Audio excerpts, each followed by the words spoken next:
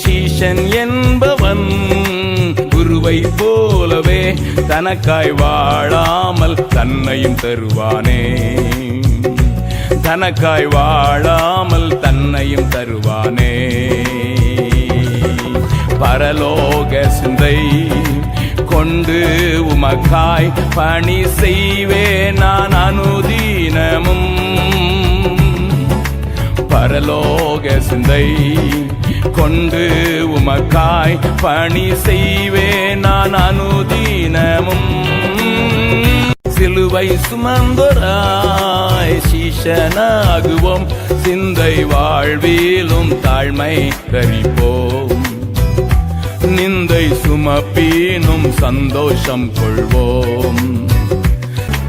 இயேசு தாங்குவார், அவரே சுமப்பார், ஒருபோதும் கைவிடவே